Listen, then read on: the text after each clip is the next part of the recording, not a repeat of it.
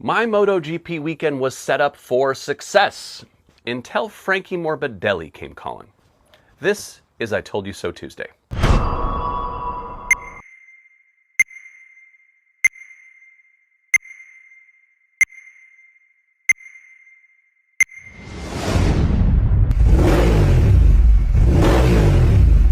Welcome to the Tuesday podcast where I tell you how I did with my pre-race weekend predictions for the Mugello Grand Prix based on my fantasy team lineup. Now, the big choice this weekend was really whether to go all in on Pecco Bagnaia. He hasn't had a great season.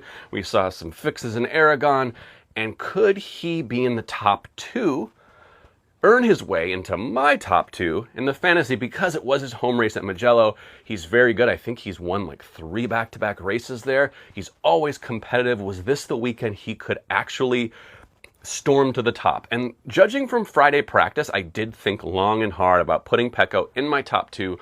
Right now, sitting with Marc Marquez and Alex Marquez, but Alex felt like he was lying in the weeds on Friday. Marc, I knew from the second we started Friday practice that he wasn't showing us all his cards. It looked like the lap time was coming easy to him. He was going to be on my number one roster. The question was whether or not to substitute out Alex Marquez and bring in Pecco to be that second rider for me.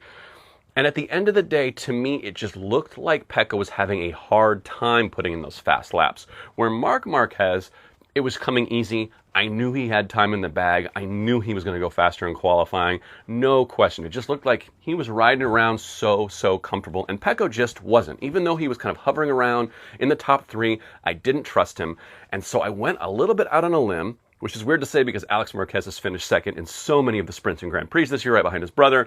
I went on a little bit of a limb and kept Alex in my top 2 lineup and forsaked Pecco. I just didn't think he had top 2 speed. Now, for my backup riders, I was sitting there with Fermin, Aldeguer, and Pedro Acosta. I will say right off the bat, I only chose Pedro Acosta in Aragon because I thought he is strong at that track. Ended up paying dividends, but I don't think I don't trust the KTM.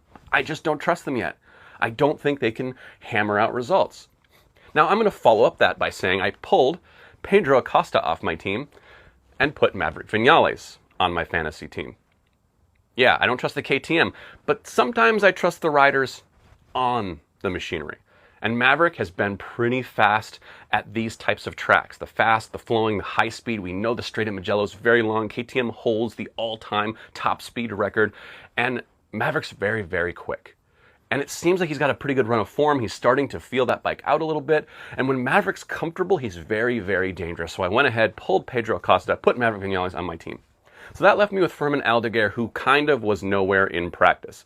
Now, I could have hoped that even though Fermin was starting late, he would storm through the pack and gain me a bunch of points by coming through and finishing hard. I just didn't see it in the cards. So I went with one actual hometown boy in the name of Marco Bezzecchi. I don't trust the Aprilia either, but Misano and Mugello are Marco Bezzecchi's stomping grounds. He knows those tracks like the back of his hand. He's going to be fast at this track. Is he a top rider? Is he going to finish first? No. Top 5, top 6? That's all I was hoping for. And going into Saturday's sprint, I can say absolutely, I told you so. My top 2 guys, 1 and 2, yet again. And my 3 and 4 guys in the top 6. All 4 of my riders in the top 6. Ducati is my constructor, no question. And I have kind of Alex Marquez handcuffed with Gresini Racing for my team. So all in all, pretty good sprint Saturday. And it was going swimmingly on Sunday as well. I loved seeing Pecco battling, but he fell back right where I needed him to fall, sitting there in 3rd place. And all of the other owners that had Pecco were probably cheering him on to sit right there. And meanwhile, I was cheering on Fabio Di Giannantonio. And it furthermore made me even more correct when Di Giannantonio took the podium away from Pecco, validated my decision to keep Alex Marquez, to keep Marc Marquez, and not bet on Pecco Bagnaia. It wasn't going to happen. It didn't happen. Told you so. Further back, Bez, riding around pretty well. I think as good as expected. Now, could I have gone with someone like Di Giannantonio who ended up finishing further up the board? Sure. But I would say I'm pretty satisfied. It's like a medium, I told you so, with Bez over the Italian Grand Prix. He looked really strong. He looked comfortable. He didn't qualify well enough to run in the front group, but he was ultimately pretty strong overall, and I'll take that pick all day. Now, it looked like I had called it spot on because Maverick Vinales had pace early. He was competing at the front, and we know that Maverick Vinales comes back near the end of races. He's the weakest at the start and with a full fuel tank. Once he gets comfortable, this guy is lightning, and he was sitting right there with Frankie Morbidelli, which is unfortunate because sometimes Frankie is a little bit of a wrecking ball.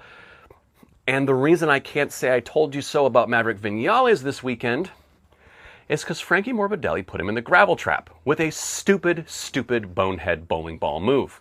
He apologized afterwards, but with this guy, I said it yesterday on the podcast, it's just kind of a shrug. Yeah, I wiped another rider out. Screwed up his race, screwed up his weekend. Oh well. Just another example of Frankie being a little bit out of control, and I think there needs to be something done, mainly because I lost massive points in my fantasy league with Maverick Vinales sitting on the floor. I mean, he had podium pace, y'all. I was on for a 1-2-3. I think he could have caught Pecco. If De Giannantonio could have caught Pecco, I think Vinales would have caught him.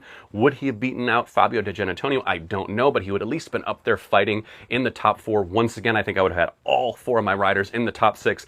I would have been sitting here saying, I told you so. But no, it is not to be. Frankie poisoned that pill 100%.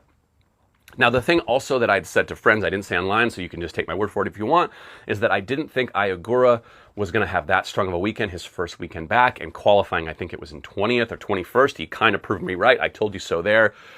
But the thing we have to remember about Aldeguer, this guy is a Sunday rider. He has been in Moto 3, he has been in Moto 2, and in MotoGP, this guy just stormed through the pack. I think he finished 10th. Where did he finish on Sunday? It wasn't 20th.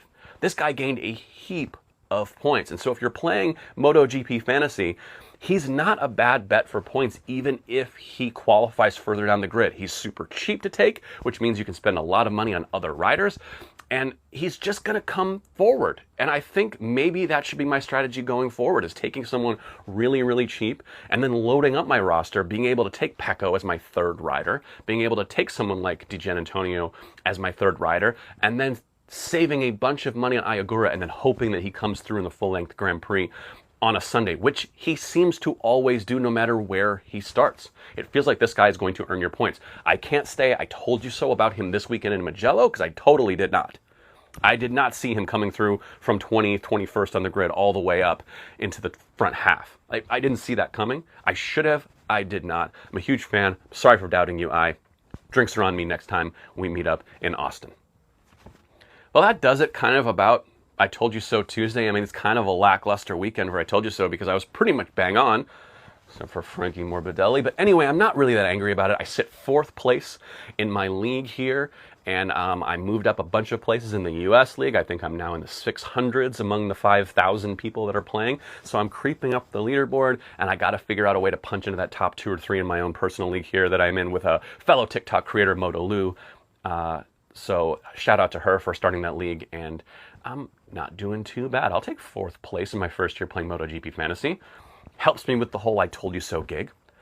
All right, make sure that you're like, follow, share, mash all the buttons here on TikTok, and then this is going to be reposted over on YouTube as a full-length podcast with little funny graphics and everything like that. And check out the Monday Morning MotoGP podcast that's already up there right now, so you're getting all the MotoGP goodness you can handle. Thank you so much for watching.